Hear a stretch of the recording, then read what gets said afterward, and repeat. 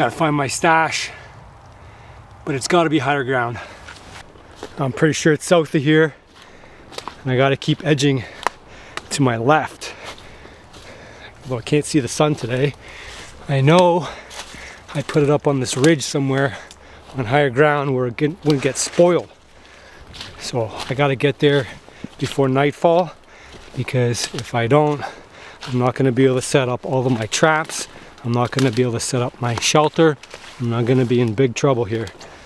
This is the 5-gallon challenge, Armageddon style, bugging out. The 5-gallon bug out challenge.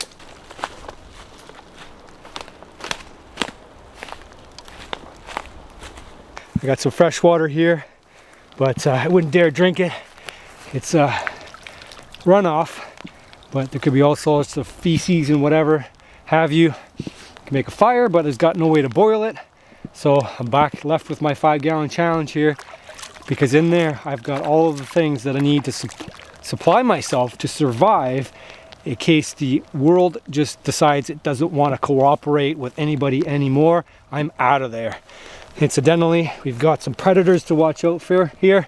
Here's a fresh coyote scat. It's got lots of hair in it. Looks like some white hair. I'm not sure what that would be from exactly, but it looks like it's been eaten pretty well. There's even some teeth in there, it looks like, and some other bone matter.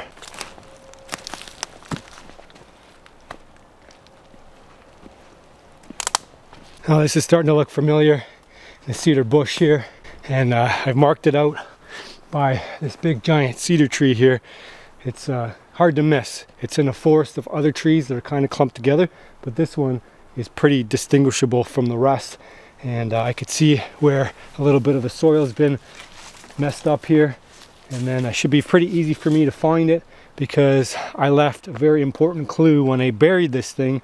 So when I set this up, again, I picked a good landmark that nobody else would focus in on, and I put some sticks over top here. I've moved this around as it already disturbed it, but you put an X and then you put a stick. This stick was actually leaning upward, and the reason I put a leaning upward stick here, it's kind of an unusual thing, but if you use the landmark, then you could find it, is because I put the bucket handle here, and the bucket handle would let me easily and quickly pull this out of the ground to be able to survive.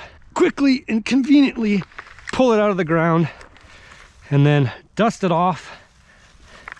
I'm not worried about what this site looks like anymore, because this is coming with me. My spoils, you can see it's topped off to the brim, but nothing in here is chosen accidentally. It's all chosen with a purpose, and part of the rules of the 5-gallon challenge, 5-gallon bug out challenge, is that this lid must close. It must close tightly, and the reason is because if we put it back in the soil here in the ground and we cover it, it's going to stay nice and dry for us when we want to be able to return and grab it. So again, that lid has to close, and by what I mean close by is that nothing can stick up above here. You can't have a saw, an axe, a knife, or anything protruding. And trust me, when I devised this, I agonized over this over months, because I really tried to fit a small 2P tent in there, because a tent would be ultra handy, and it just didn't work out that way. So here we are with our 5-gallon challenge. Let's go. This is the 5-gallon challenge. I'll tell you more about the rules if you decide that you want to try yourself, because I've been carefully crafting the rules so that they make sense, and also they're challenging enough that you can't just stuff a 5-gallon pail full of stuff and think that you're surviving. You actually have to be able to catch food, make shelter, and get water. So it's the whole deal. Now, I did make one exception, and that was because it was camouflaged. So if you can find a camouflaged, one extra item of camouflage material, and you can hide it in plain sight and nobody will see it, you can add it to your kit. So check this out. I hid something right over here. Right up in this tree here is actually a pretty sizable tarp that I grabbed from, I think it was actually Princess Auto, because it was on sale, and I'm like, that is a sweet large tarp. And I had to use this because my tent, my 2P tent, which I really wanted, did not fit in this 5-gallon pail. You could use something like a hammock, that might work. They compact pretty good. and then you can try to find a 1P tent. It was the poles that was the issue, so you could find one without poles, you'd be all set. But I'm gonna go with the tarp to make it a little bit extra challenging. And this is a pretty good sized one, so I should find this pretty easy to turn into a shelter, I hope. I am not the greatest at making shelters out of tarps, but we'll find out. All right, guys, we got a quiet spot. I want to talk about my sponsor. It's called Delete Me. It's a service that I highly recommend.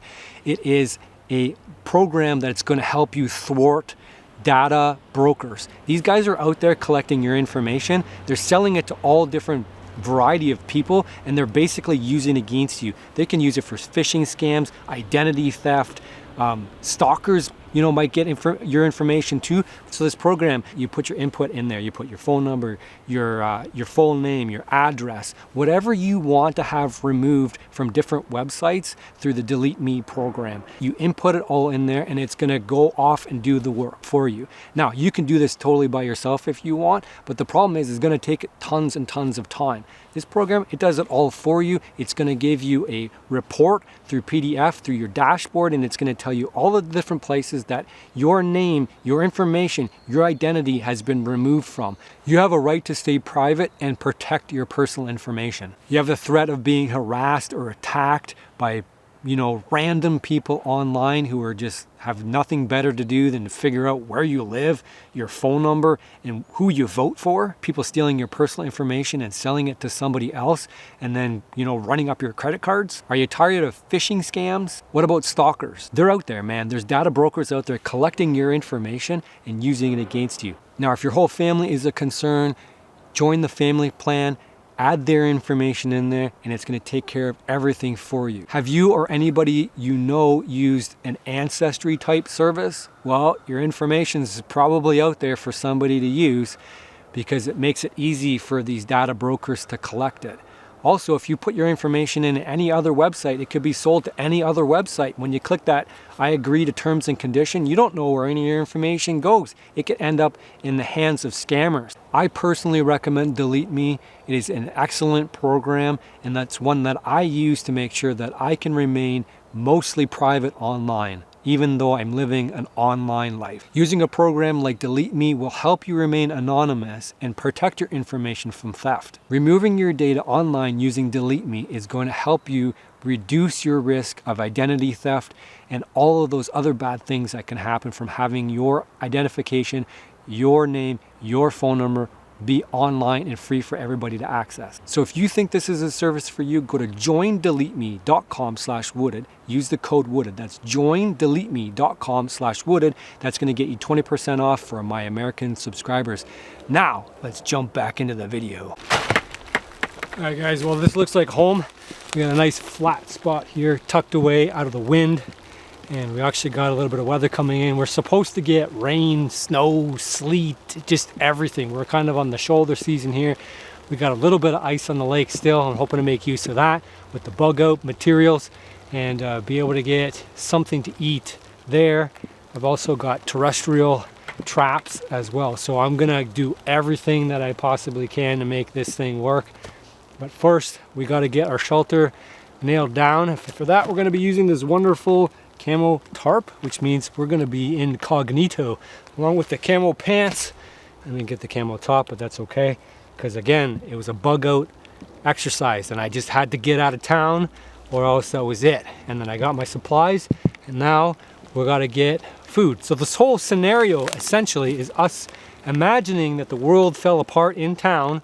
We got the heck out of Dodge, ditched our vehicle, went off into the woods, and we're going to be here for a week or two, and we're going to make a go of it. So again, you can have plots of 5-gallon pails set up over a long distance. You can trap and catch all the animals in that area, jump to the next area, and then clean that area out, and then just keep going. Or you could have different tools along the way, because as you can imagine, this is just a 5-gallon pail, but it's heavy and it's not easy to carry.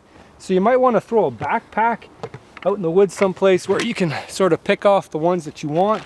And then every area you go in is going to have different animals, and so you're going to design your 5-gallon challenge however you want based on what's in that area, and want to give yourself the best chance of getting the most amount of food and setting up in the best way possible.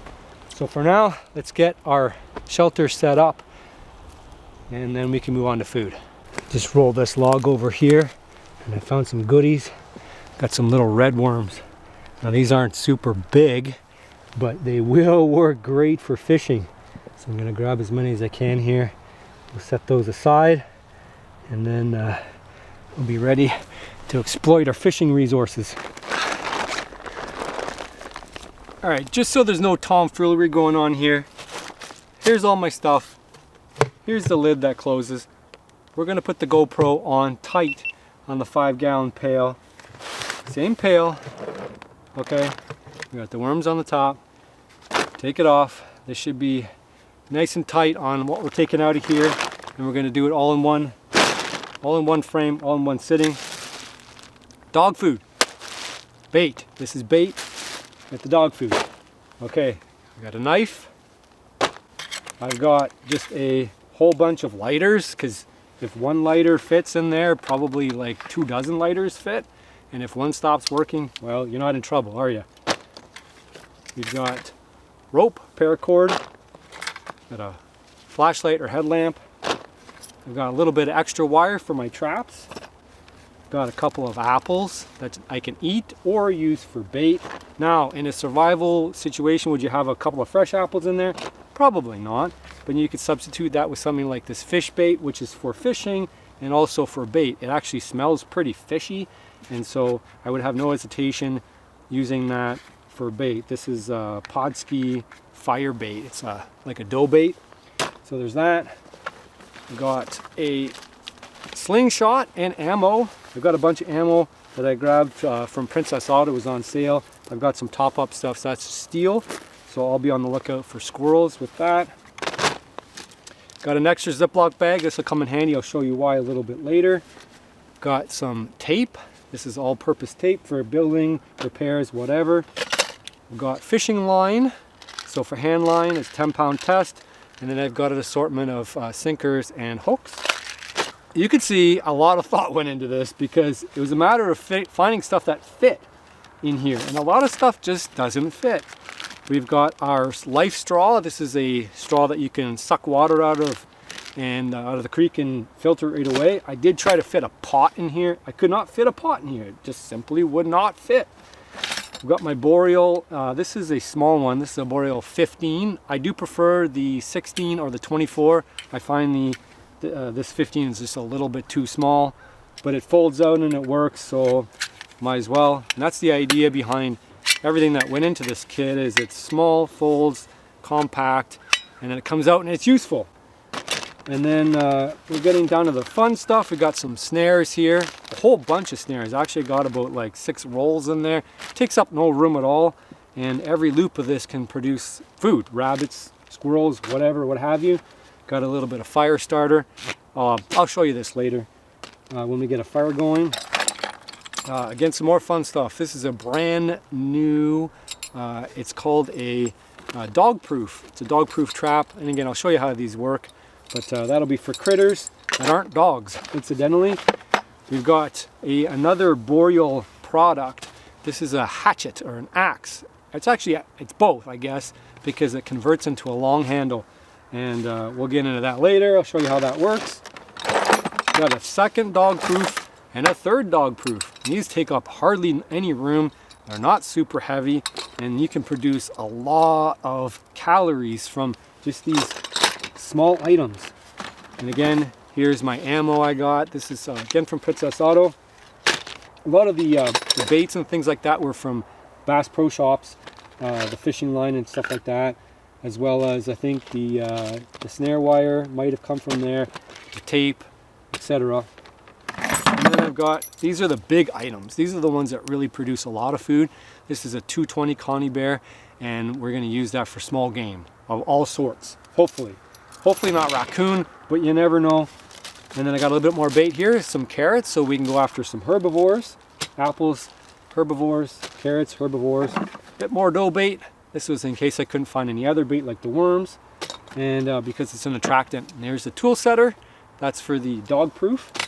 And then just some snippers, all-purpose snippers. A nice Leatherman or multi-tool would be better. I just don't have one. So I got that instead. And then I just got a Fur Trappers magazine. I don't know how that got in there or why that got in there, but it did. Anyway, the purpose of emptying all this is to show you just all you can fit in a 5-gallon pail. You can see none of it is food, some of it is bait, obviously just to get started.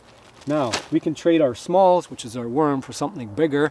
If we get a fish, we can use that for bait for larger critters and then trade up and so forth. So you can fit a lot of stuff in a 5-gallon pail, like I said, but not everything that you want is going to fit in your 5-gallon pail. Trust me, I thought of many different ways, and the idea would be to go from a 5-gallon pail and scale that back down more and more as time goes on to make the challenge even that much harder. So I had to empty all this because I actually needed something at the bottom, which is the saw and the axe, to get going on the shelter. So I did need this one as well. We're going to set this up. You can see it comes in 2 pieces, and then it turns into 1 piece, and then there's some couple of clasps here to make it into a full-sized axe, like so. But there's a trick to it, and I got to get these clips to latch down, so I have to get something to whack that with in order for the head of this thing not to go flying. But let's get to work.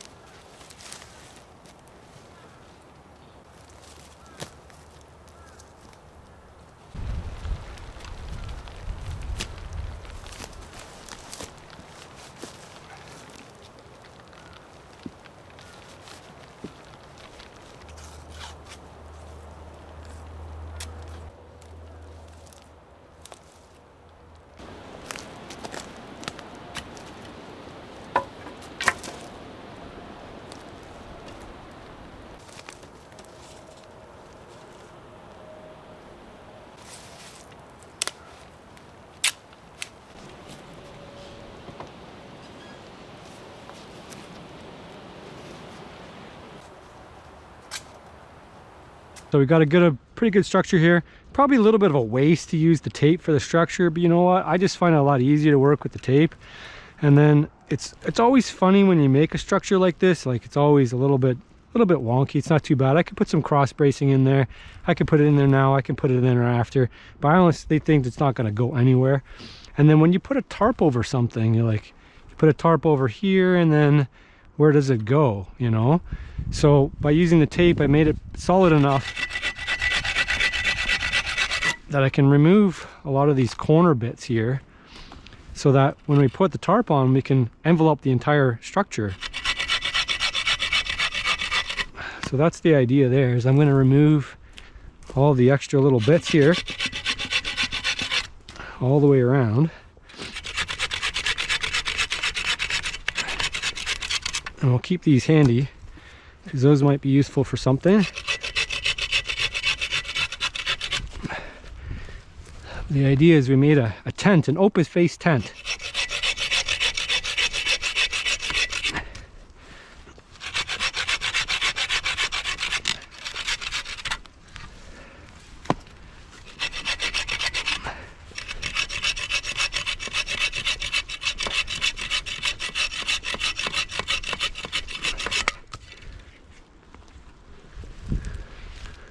A couple more here.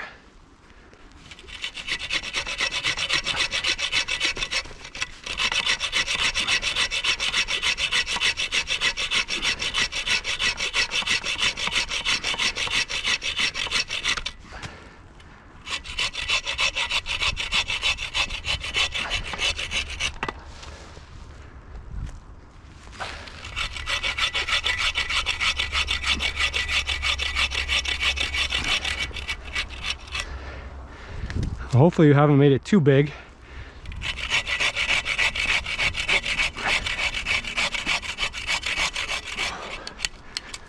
too big for the tarp.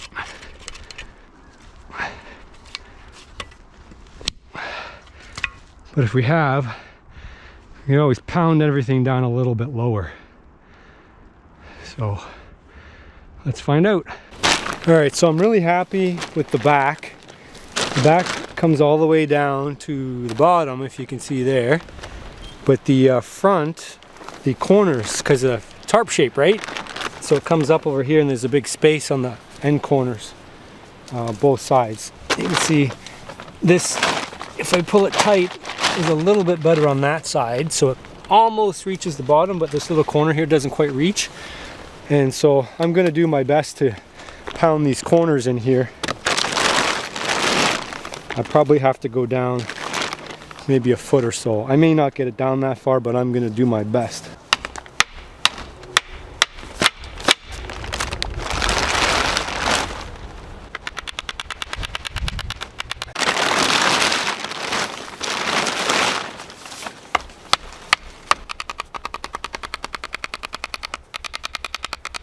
Well, I had a bit more luck on the other side. I think I hit something on this side, maybe a root, and then I destroyed my tape. Oh, there we go. And then if we had a little bit more tape, we'll add it. Could use some of our paracord, but we'll save that in case we need it. Easy fix.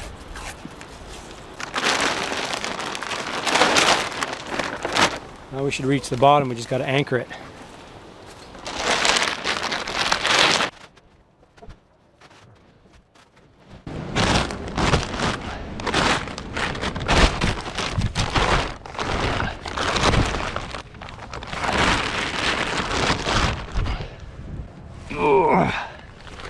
There we go.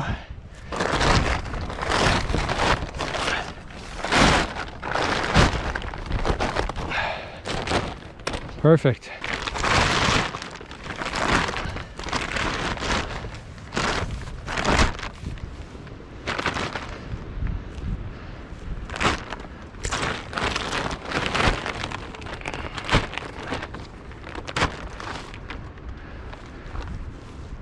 Okay. A couple of stakeouts here. I'm going to do one here.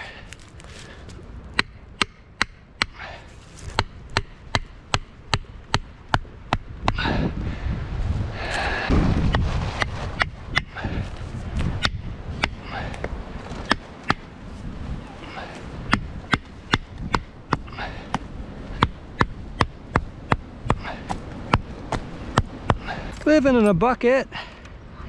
Living in a bucket. Yeah. That's why we don't want to live in a bucket. Let's get out of the bucket, man.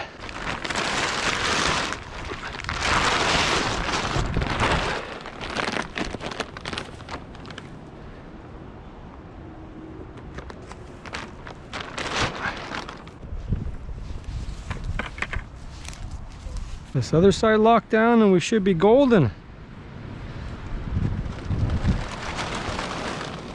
Yeah.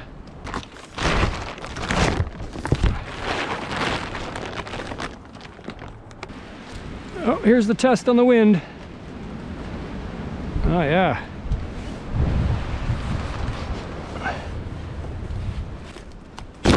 And there's stuff under tarp. And I think I'm going to tighten this up again because it's loosened down.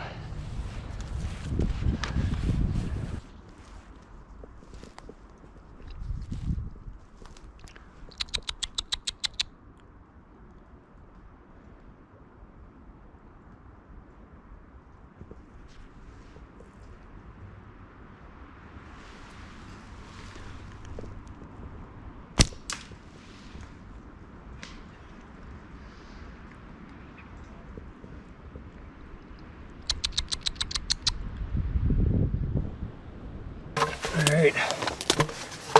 Oh, unfortunately, the only dry stuff I have right now is the lid to sit on. 5-gallon lid. And then I've got to work away at clearing everything here to make it sleepable. So that'll be some later work. But if you're wondering where the backpack's here, that's all my camera gear. And now I have a nice place to keep it dry. And we can sort through everything else here. I don't know about walking around with the slingshot here, but you might, I don't know. Normally it's one of those things you got to kind of post up and wait, and with the weather being what it is right now, I don't think very much is going to be moving around. But I just got a little bit of steel here, steel ball, and works pretty good. I'm getting a lot more accurate with it. Yeah, right there, hit the tree I was aiming for. I got to get these traps set before nightfall, so I've got to sort through everything right now and see what's going on. Got to check out these steel balls from Princess Auto. They go on sale every once in a while, but it's just 3/8 steel, 75 pieces, and it was like dirt cheap, so I could replenish my stash here. And I'll use that, besides the plastic, I'll use the wood or the paper for fire starter.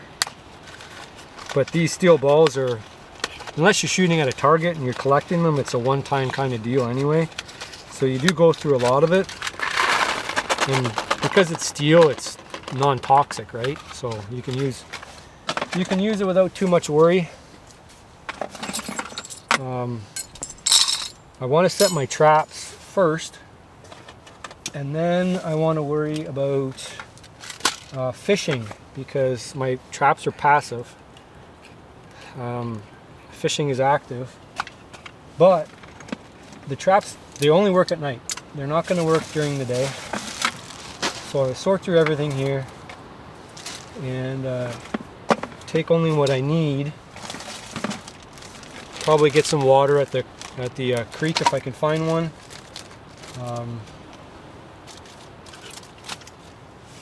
And then set all this other stuff up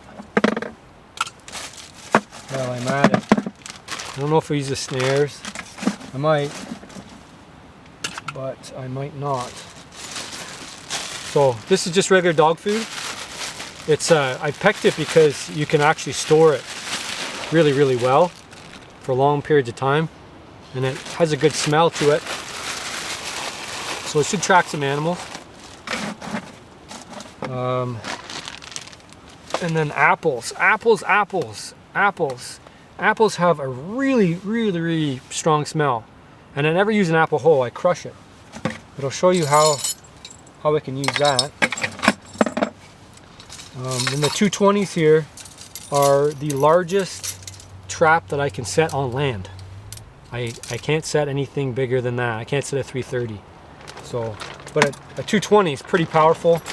It'll take a raccoon or a skunk or probably even a fox if it sticks its head in the wrong place.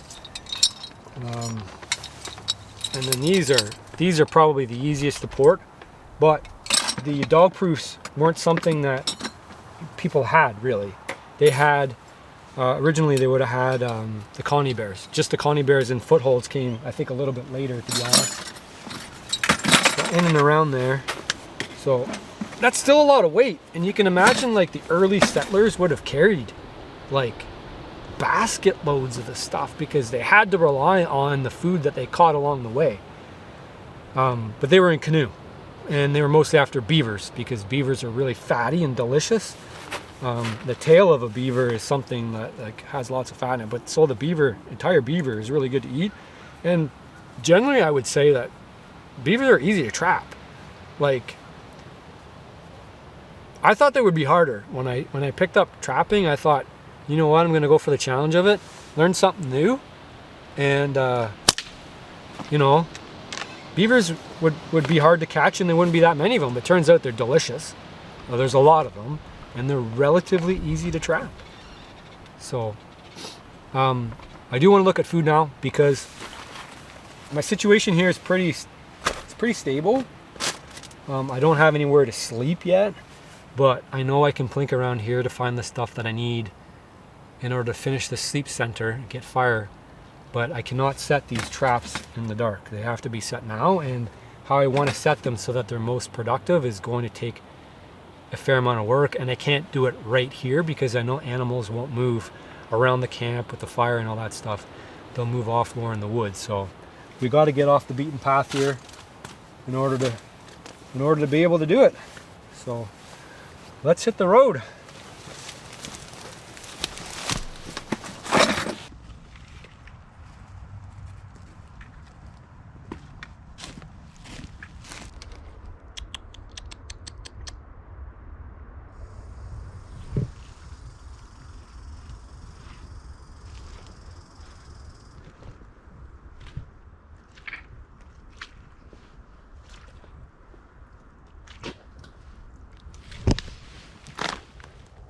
Squirrel up in the tree here somewhere.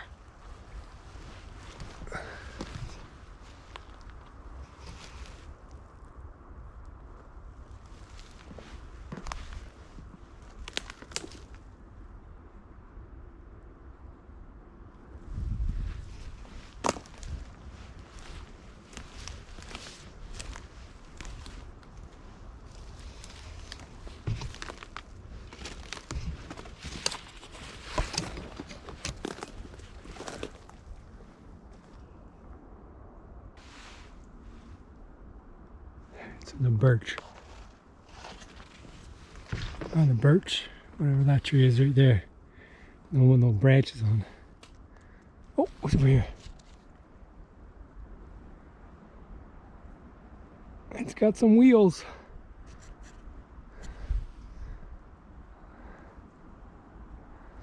That's a trick with the red squirrels. I did bring my slingshot with me, but they're not sticking around, are they? Well, we're gonna set up right here where that scat was, because the creek system is something that all animals like to use for travel routes. And I'm gonna actually build a pretty elaborate set, a cubby set that I dreamed up using the 220. I'll show you a simplified version of it too after I'm done with that one. But all we need for that is really the bait. We need a saw, and we'll need the axe, and that's about it. And a whole lot of wood. There's lots of simpler ways to make a cubby set, but we're gonna make one that's I dreamed up. I've been wanting to try for a little bit, and we'll see if it works. I got some trail cameras too that we can rig up and test out. So to set this up, I'm going to need a lot of tree. This is a dead one, which makes it a perfect candidate.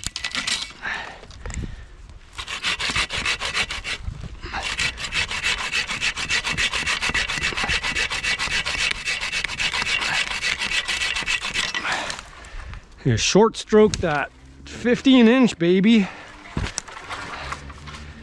and then the rest of them, we want them to be about bucket length, and then I've got to cut them on a little bit of an angle.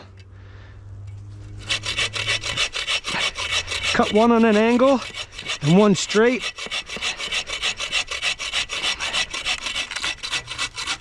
And then we're going to make each one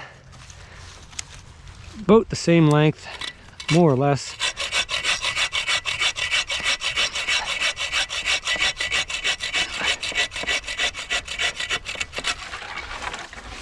And then what comes next is just a whole lot of cutting.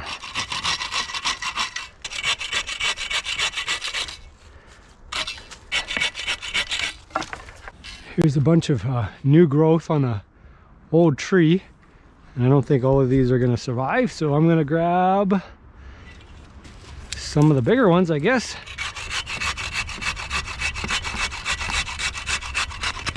There we go.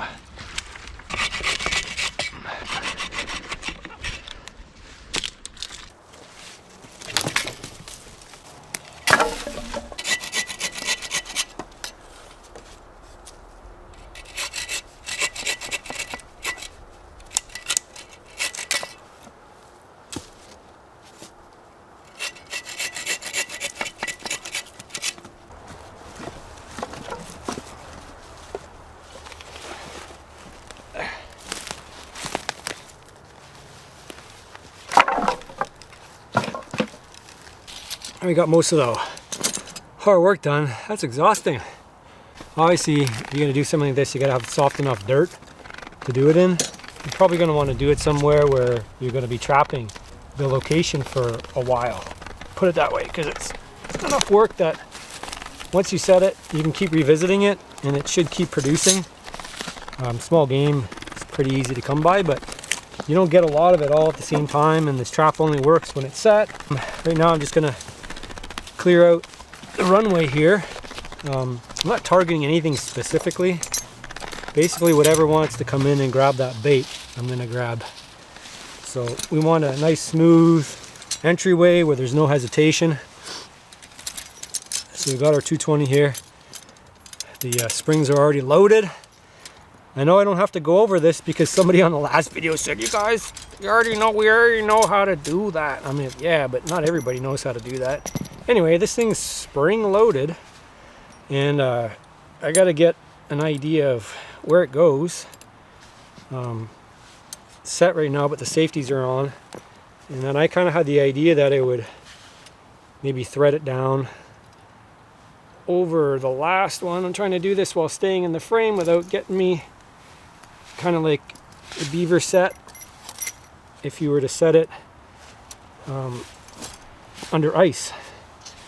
And then we just move that over here. And then we could probably wedge that in between. And aside from the safety still being on, that thing's set. We want that dog. I don't know if you can see the dog. I'll show you after. But that dog's got to be free. And then we might want to block off over here a little bit, because I think that's a little bit too open. But animals, they're lazy, man. They're lazier than people. People think animals work hard and all that stuff, but you know, they might. But they're also pretty darn lazy. So you can, you know, wedge stuff in there, and then the animal is just going to find the easiest way to get in there, doing the least amount of work. And then that's just going to be, what's left is going to be that front door there. The animal's attention through the front of the door. So we wedge this in there like that, and then we can pack it pretty solid full of stuff. And then as you can see, the more we do that, the more it kind of makes it look obvious that there's really only one way to get that food. And that, unfortunately, for the animal is directly through that colony bear.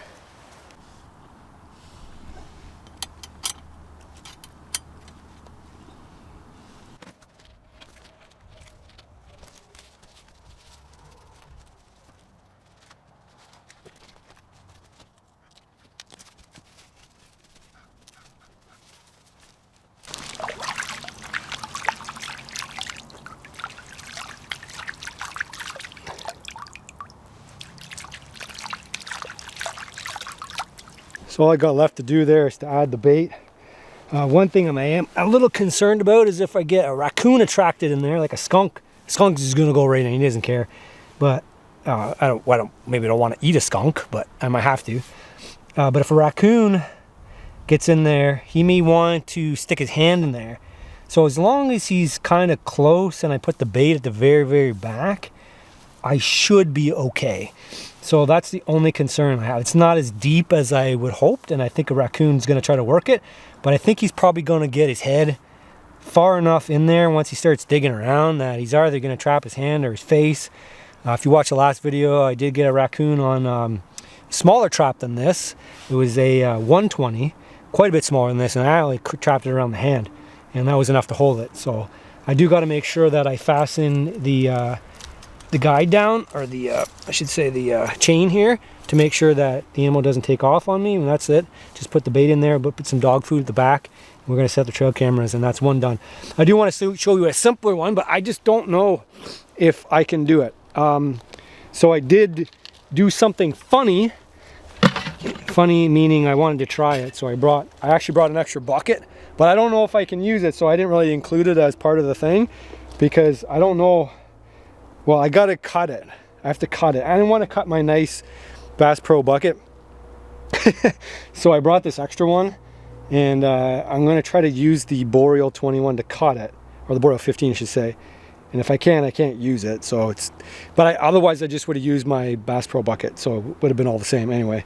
We'll try that and give it a go, see if I can cut it. If I can't cut it, well, we're gonna be stuck with that. And then we've got the other traps to set to still too.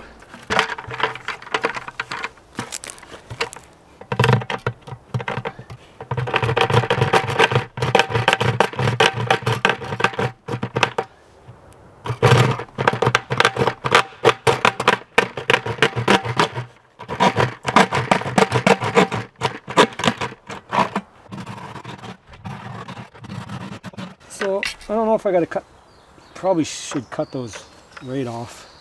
Actually, it cuts not too bad with the knife. I don't know if it would have cut through all that other junk, but it kind of slides through. So there's that. So basically what we do is we can stick the trap right in there. How brilliant is that? Stick her right in there, and then we can clamp her in. Somehow clamp her in the bucket nice and secure, and then how we have this set, we're gonna put it upside down. That's ready to go.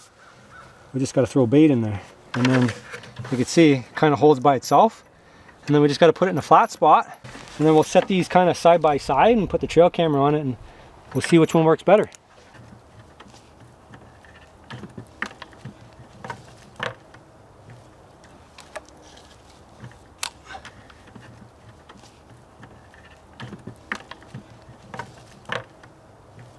I like this set because, well, I did it like a snare, like I would normally snare. I put it on a slope, so it's sloped downward. So if the animal comes up on top, it's just like, keep sliding down that hill.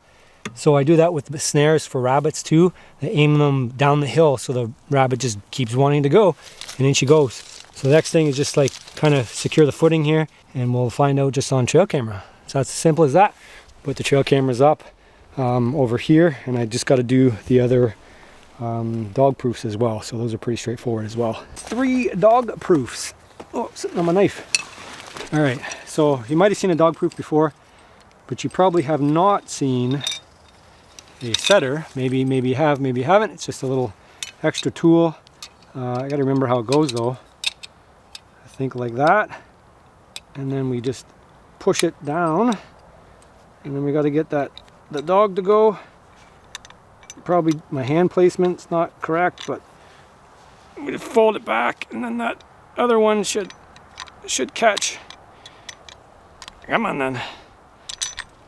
Oh, I don't want to go there. Anyway, I couldn't really show you, but it clips at the bottom, and then how this works is it can only work if you reach down inside, and you can't see there, but there's a trigger all the way down the bottom, and you can't push down on the trigger. So if like a dog, he's got a small enough hand to stick in there, a coyote, fox, anything really. But point is, it only works if you pull up on the trigger. And we're going to fill it up all the way to the top. And so when an animal is going to work that, and they're going to be like, oh, this is great. There's so much food in here. This is the best thing in the world, until they get to the bottom and they try to get the last little bit out, and then whap. And so this is a good warm weather trap for survival because it keeps your animal alive. It's kind of like a live trap, but it's super portable, super small, super lightweight. You can put them anywhere. You stick them on the ground with a peg, and then you just tether them off to something. We'll just wire them with that extra little bit of wire that I had. That's a swivel here. It's gonna swivel, and then it's not gonna get twisted up, and the chain's gonna stay in good working order. And then this is not gonna slide up and down the tree. So there we go, there's our set. We got our stick, our food, stick. We just gotta bait that guy. So you can't go wrong with an apple. And then what we wanna do with the apple is squish it. So it's just much more appealing. Get it? Appealing. And then somehow we gotta feed it down into the bucket without hitting that trigger. It should just roll down. There we go.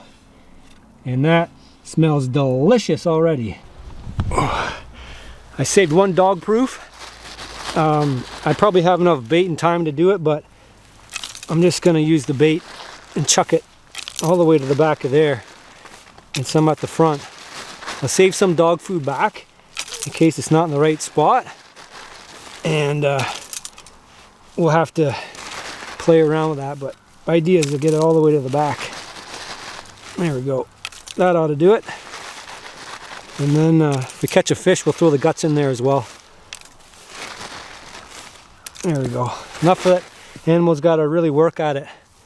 So we'll see what works. Oh, this stuff's easy to collect, but there's raspberry bushes all in it. So I gotta watch what I get.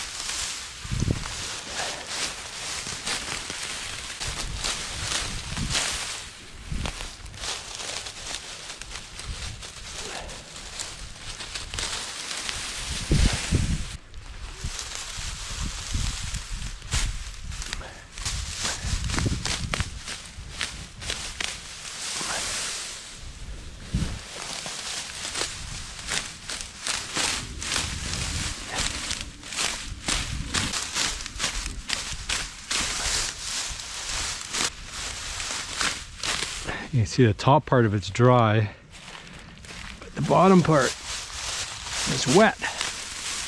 There you go, get some good piles going here. There's a big mother load here. Pick up these loads on the way home. Got a couple more. This might do for a start anyway. We got some stuff nearby. We'd always grab it before sunset.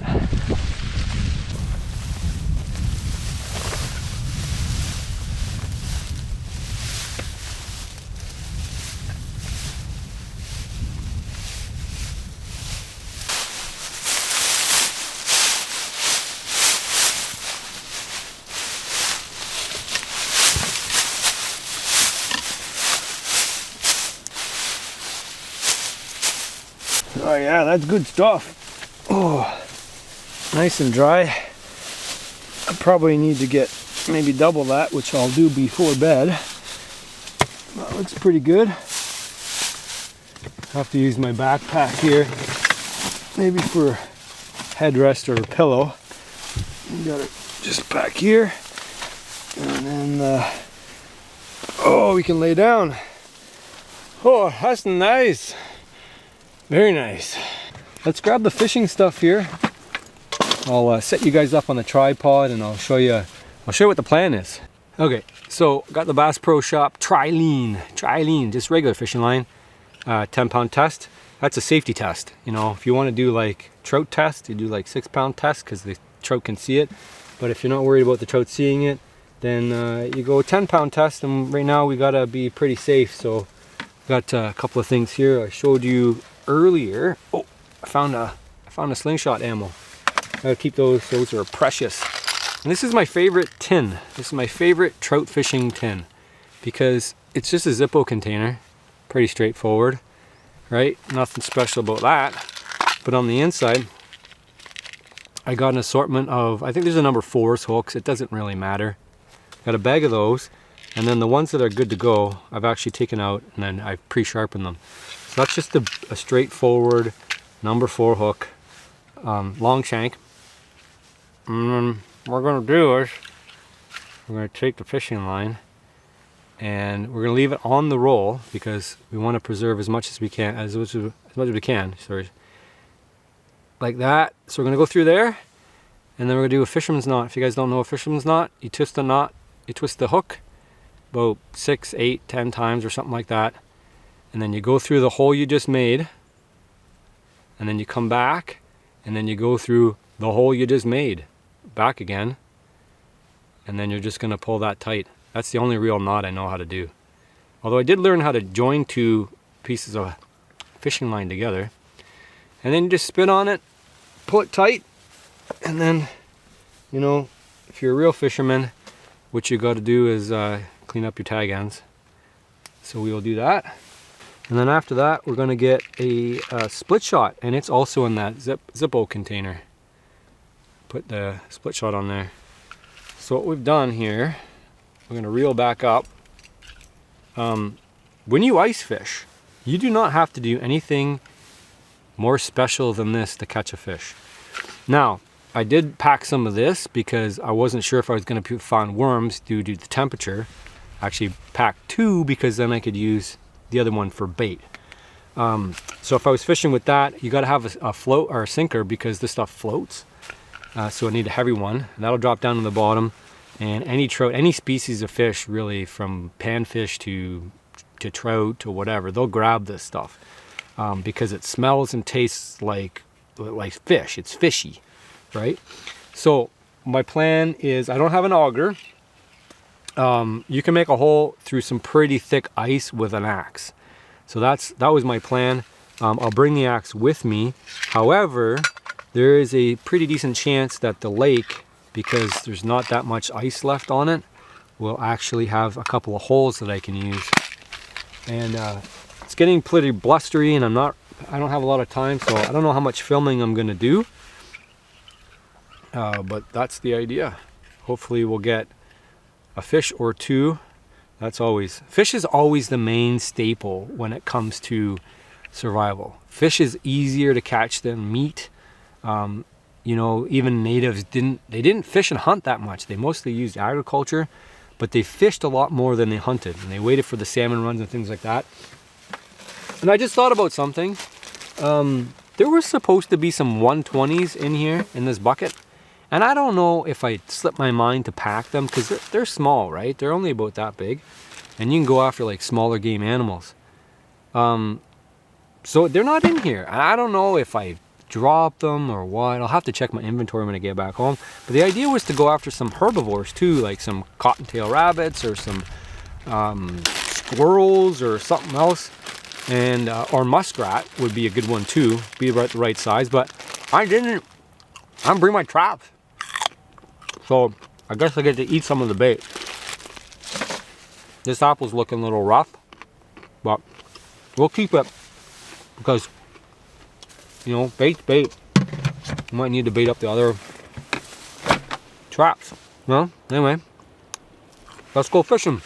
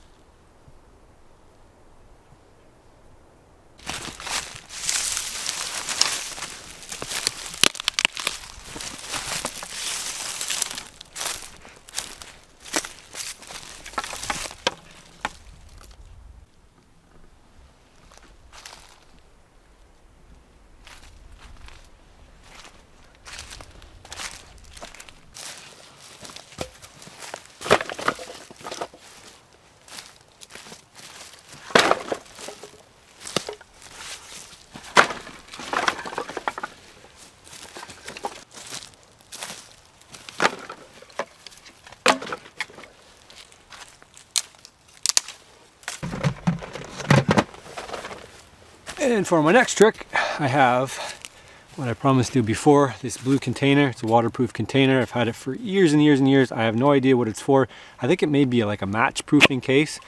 And that's it. Incidentally, what's not in there? Matches. There's no matches in there at all. There's a cotton swab. And then the cotton swab I have doused in Vaseline. And actually, it's kind of funny because I didn't check to see if it was full before I packed it. I just assumed it was, but I've obviously used it in the time since because there's actually not that much left. So I'm going to pair that up with this grass here, and you can see how it, and actually you might wonder why I decided to go with the lighter instead of like a ferro rod. A ferro rod would be a fair choice, but the thing, whoa, whoa, whoa, I was not expecting that to go that fast. This lighter is actually 20 years old, so you know what? If you take good care of your stuff, it's going to last a long time too. So you can see how quickly that goes. It holds the flame. I got to get this in the fire real quick. It holds the flame. That's the idea. Oh boy, I gotta get in there. Fire everywhere. All right. So now we can cook our fish. See, it got right away. And we might have to move you too because you're kind of right in the smoke. Oh, wow, that took off real quick. Well, we just got to rejig that fire a little bit to get it sitting down where we want it. And then we'll feed some sticks in there. There we go. Okay, we might have to throw a bit more grass in there. I wasn't expecting it to take off that fast, to be honest.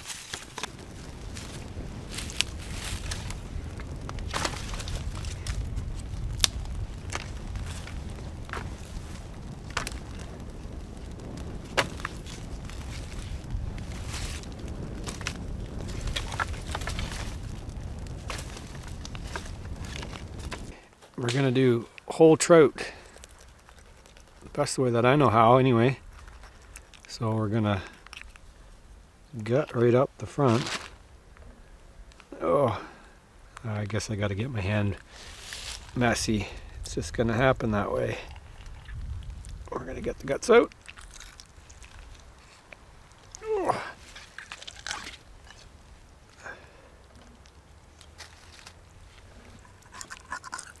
And we get the liver out. Liver runs down the middle of the fish. We got the stick here. We're going to go through the back here into the meat. Okay, and we're going to keep it in the middle of the meat. And we're going to go and thread it all the way back. You know, if you can tell, but we're making some headway here. We're going to go all the way to the back of the fish, so it's right here. And we're just going to either we're going to push it through or we're going to seat it in there real good. Okay, so we got it through there. So that's on there real good. It's a heavy fish, so we can actually even thread it down a little bit more to where the stick is actually more hefty because it's got some bend to it. And because we've done it pretty good, it's just under the skin there. And then what we're going to try to do is cook it so that the back is facing down as best we can. Doesn't always work out that way, but that's what we're aiming for. And okay, so we're all the way to the butt here, and actually there's a little prong, and I think I might be able to get that lip on top of the prong, and then maybe get it to seat there. Maybe, because the meat of the fish is down here, right? So we want that to ideally cook first. Because when that's done, then the other side of it will be done too. All right, now we've got to figure out how to get this thing to float.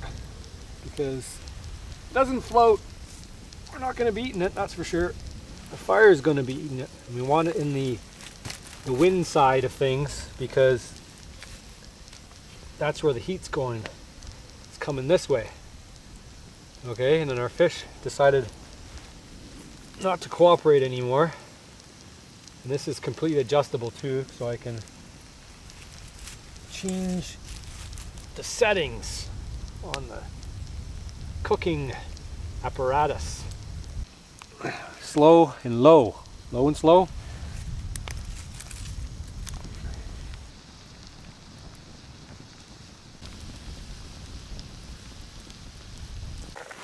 Gosh, it's hot here. Got to take advantage of the 5-gallon challenge and use the bucket as a seat. She's been low and slow for a while, bros. It's hard to tell. It's always hard to tell if a fish is done. I find anyway. The only real way is just take a chomp out of it. Grab the back of it and just chomp it. But I think we'll drop it down and go another few. We got it to the point now where we've got a nice cold bed. It's not too hot.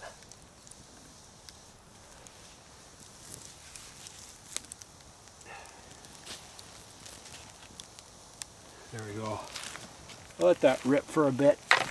Oh, enjoy the beautiful day we were bequeathed. It is a lovely day. The sun came out and things are looking good. I got a good stack of wood behind me. It's enough to last the night. And probably the morning too, for that matter. The joys of bugging out, just hanging and then listening to see if there's any problems approaching. I haven't heard any issues.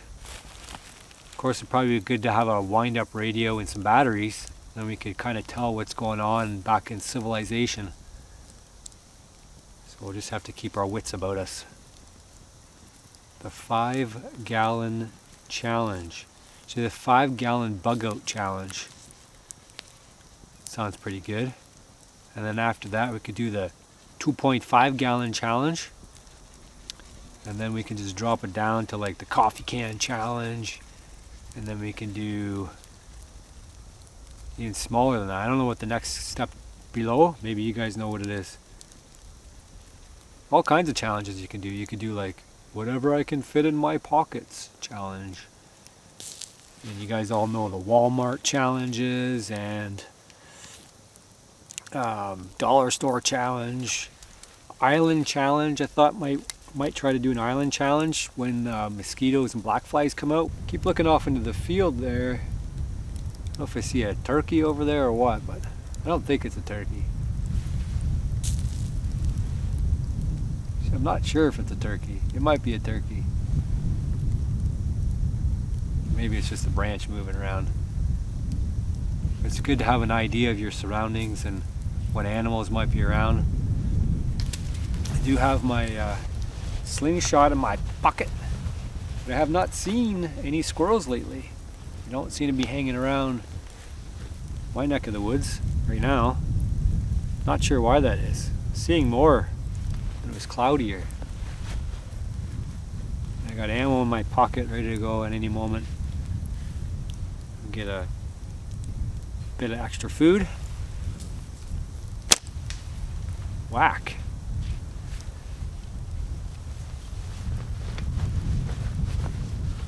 I'm itching to try that fish.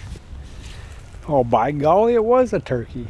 I don't know if you're going to be able to see this. It's not the right lens for that kind of thing. But a turkey is actually walking by right up there.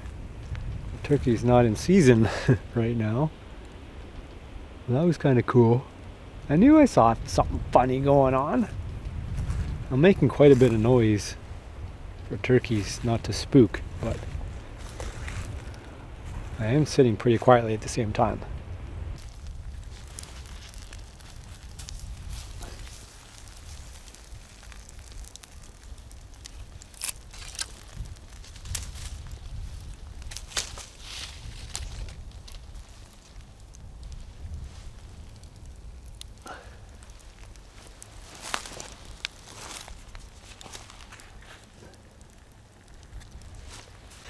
Well, there was a couple of turkeys out in the field too, but I think I spooked them off. It'd be kind of neat to have them come into the bush here, but I am not prepared to be hunting turkeys at all.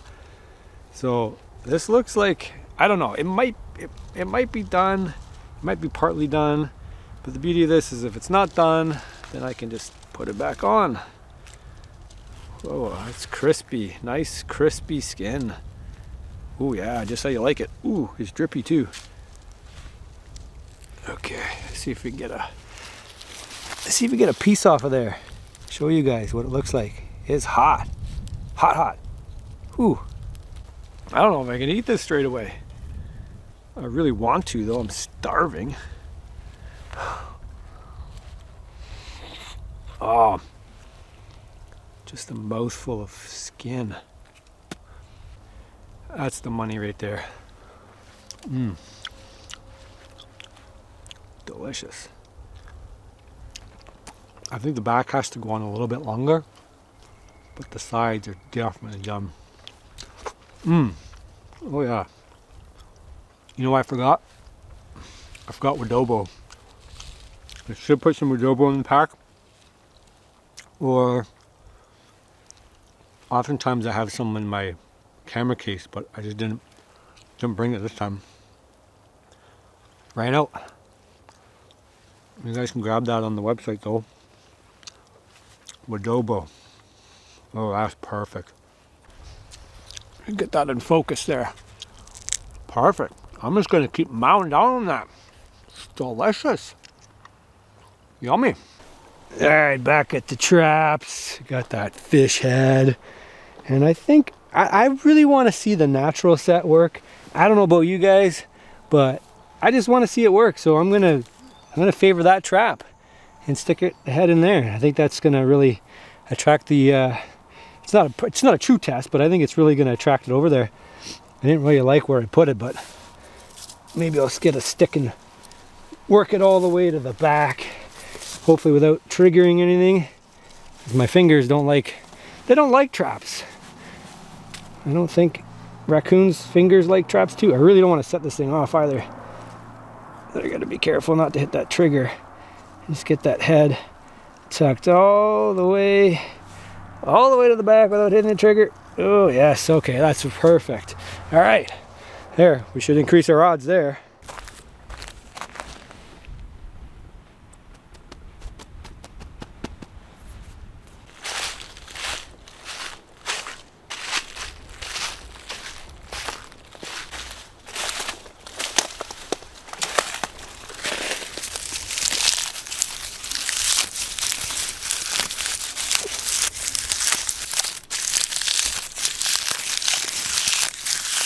Now this is a yellow birch, not as good as a white birch, but the bark will light just as good. It's just harder to get sheets of it, so you end up with just like fragments.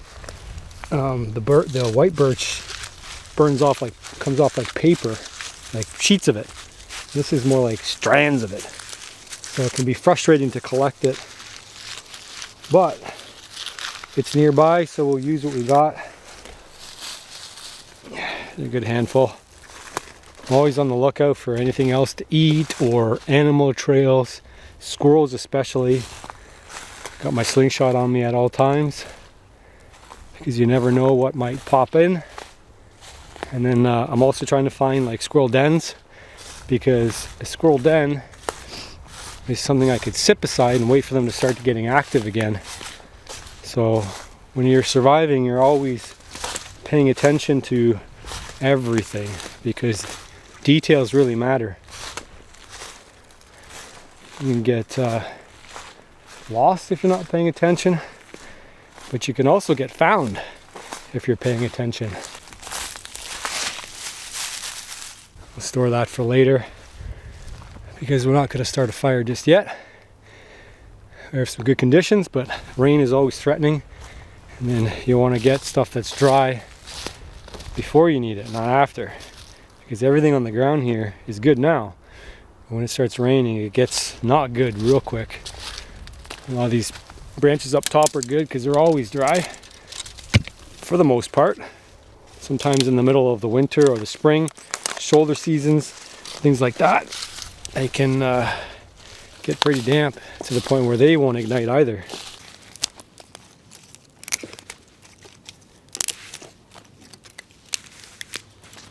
We'll get our fire lay set up right now, and we can let it sit until we need it.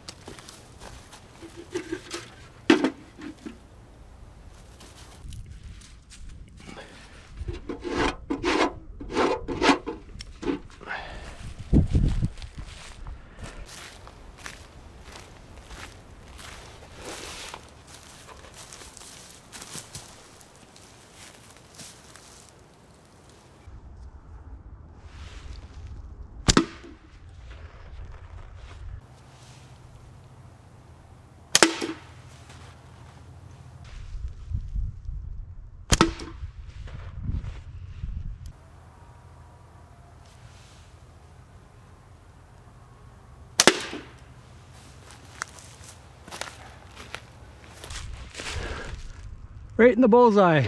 First one was a little bit of a rush shot, so I missed. Next two were good. That'll do. It's always a good idea to stay in tune. The rubber on your slingshot will change with the temperatures, as will just about everything that you do with a slingshot. So you got to get dialed in before you go hunt.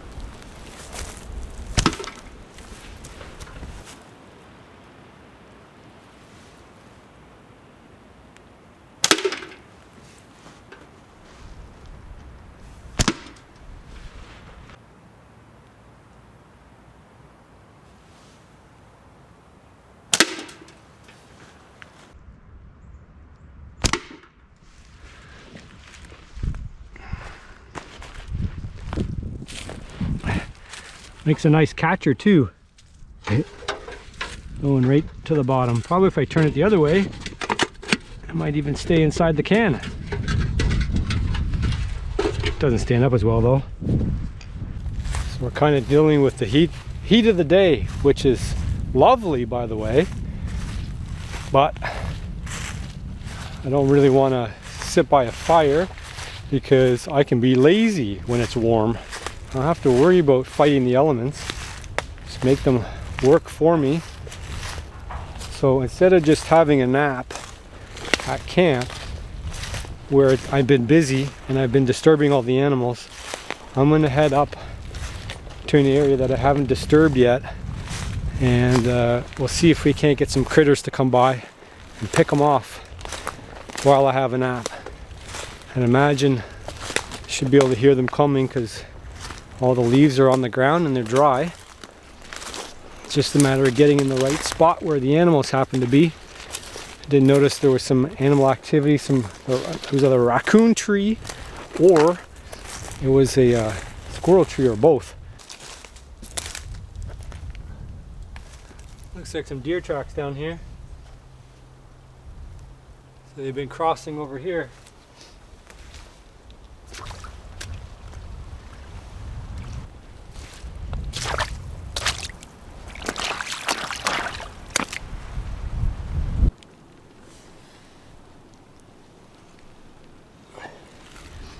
And that right there is a handprint, so that's from a raccoon.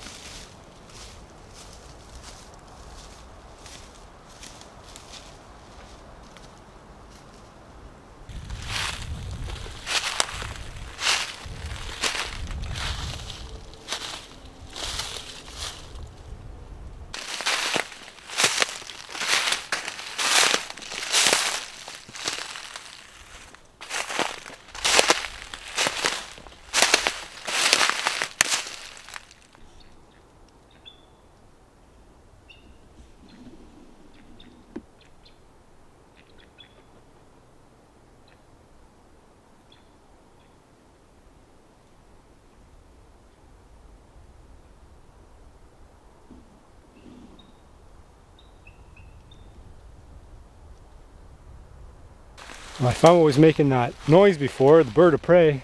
There's a bald eagle nest right up above there, if you guys can see. And I can hear a bald eagle flying around, but I think it's a young one. It doesn't look like it's big. I did see a much bigger one flying around earlier. Interesting place for the bald eagle nest. I'll have a little bit of a closer look. I just came across some wild leeks here, a giant patch of them. That's like a wild onion, a ramp, I think Americans call them. But this tree, that nest up there, it's a massive nest. But this tree's rotten. And it also happens to be a raccoon tree, it looks like, because there's a hole right above my peak of my hat right there, which looks like there would be raccoons coming up and down. And then you can kind of look at the base of a tree to figure out what's going on here. There's lots of poop. There's a ton of poop. So I don't know if that, I don't think that's raccoon poop. You can see all the leftover branches, and you can see that there's like the white, there, that's definitely bird poo. So that's all bird poo, the white patches. But then if you look over here, this is just mountains of like, it kind of looks like deer poo and rabbit poo mixed together. So I don't know, is that bald eagle poo? You guys can help me out with that, but it's just like everywhere, all throughout. Like it's definitely coming from a higher spot. It's not from the ground. Something's pooping up here because it's landing there. But would a bird poop land there and stay there? And if you look up the tree, right there, there's a fork, and that's where a raccoon would hang out. So if you wanted to wait at night for when the raccoon to come out, that would be the spot. And then if you want to see a bald eagle, right up there. Well, what I know about squirrels in this area is they like to hang out in these types of trees. I don't know, you guys can ID that tree. I always call it a spruce, but every tree that looks like that, I call it a spruce. For some reason, they like, I think they have a bit more cover, and they have places to hide up in there, and they can make a nest. So I don't expect one to come down the tree on me, but you never know. It's a good kind of shady spot where I can tuck myself in, have a nap, and then hunt at the same time. And I can see a pretty wide distance, so if any animal comes by, got the slingshot ready. But I think we're gonna have to target small animals. When you're hunting, or shooting I should say, the band, ooh, that's gonna need to be replaced soon. You check your bands first. That folded over, and then I put the rough side, which will accept the steel ball. You use steel because it's non-toxic. And then grab it loosely between my forefinger and thumb.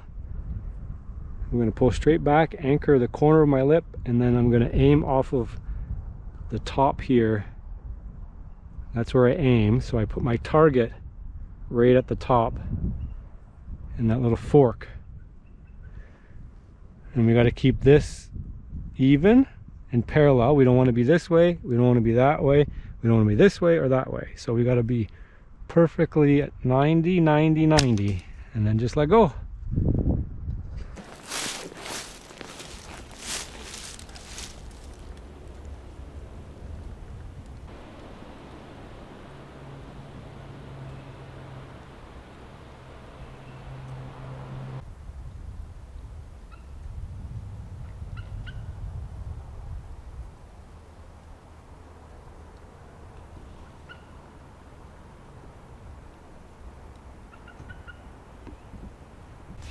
Oh.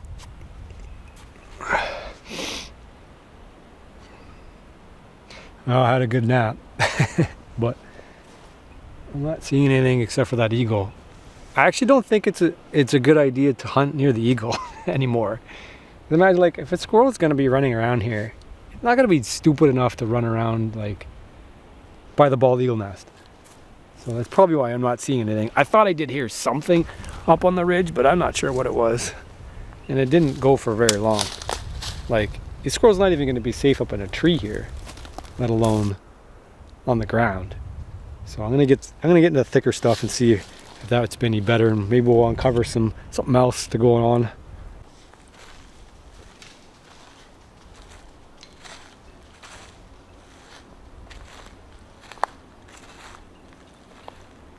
I can't believe I did that. I snuck up to like 3 turkeys. I think 2 of them are Jake's. Maybe all 3 of them are Jake's. I was shooting distance away from them. If I had something that would kill it. I guess I'm pretty snaky. It always seems like you see the squirrels when you're not ready to shoot them. And when you are ready to shoot them, you can't find any.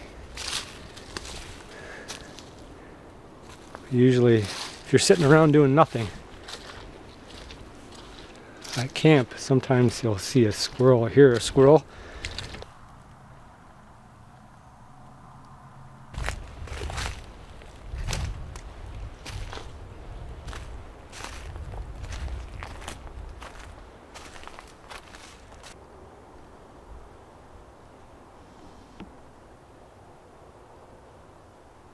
that sun's gonna set soon, so I'm gonna get a fire going and we're gonna get settled in for the night.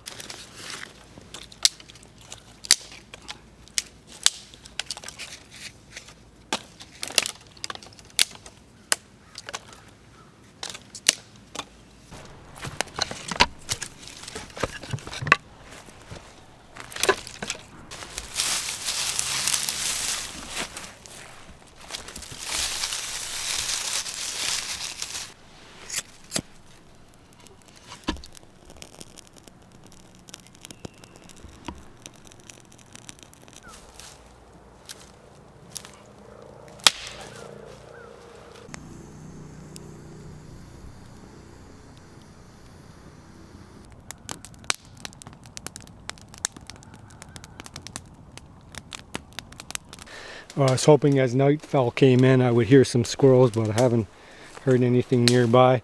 Sometimes they're more active in the morning, so I will keep an eye out, for an ear out I should say, for them, especially if I decide to sleep in a little bit, let my traps work. But the traps are really where it's at as far as, you know, productivity goes. If we can't get anything from the trap, it's not likely we're going to get anything from active hunting, but you never know. Something might stroll in the middle of the night too, so I'll definitely be paying attention.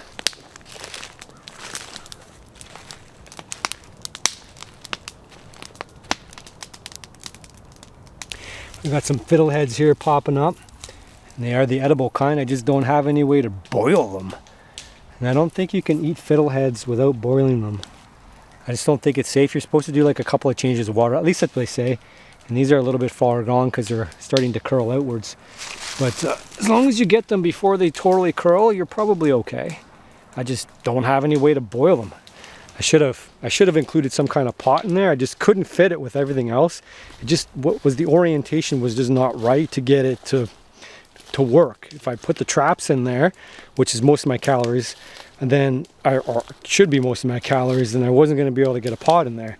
So I had to make a trade-off. That's part of the 5-gallon challenge. Like, you could put a pot in there and you could be eating wild edibles, or you could be going after the calories, like the big small game animals just going to have lots of fat. So it'd be nice to boil these in the fat, but again, no pot. Maybe I could have got a little small pot, or maybe I could find one. Oh guys, we still got a little bit of sun left, but she's gonna be tickling down a little bit there soon. We gotta make sure we got enough firewood, which I think we do, to last the night. I mean, it's supposed to be super cold, but you never know. It does tend to get pretty cold at night anyway. So we'll keep an eye on things, but looks like we got camp pretty much secured. Pretty much the way I like it. I could get a little bit more grass before bed, but it seems like I have enough. It's something I can top up tomorrow too. And then I just got my ear out to see if I don't hear any squirrels. And then throughout the night, I'm gonna definitely be listening for anything that comes in, and I'll make sure that I have my slingshot handy, ready to go at my bedside, and if anything comes by, we're gonna whack it and stack it. It'll be breakfast.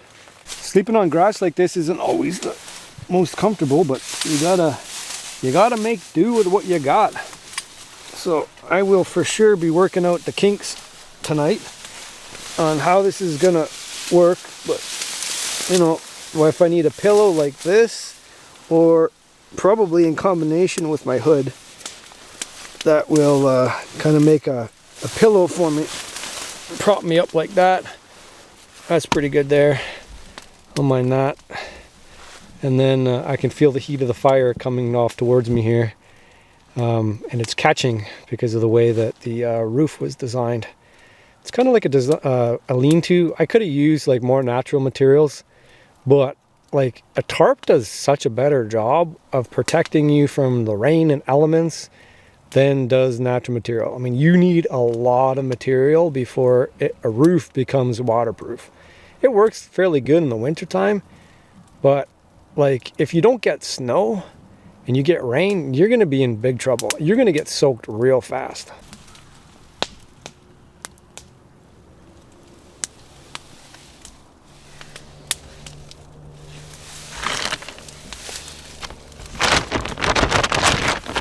My fish stick is completely empty because we got no fish left.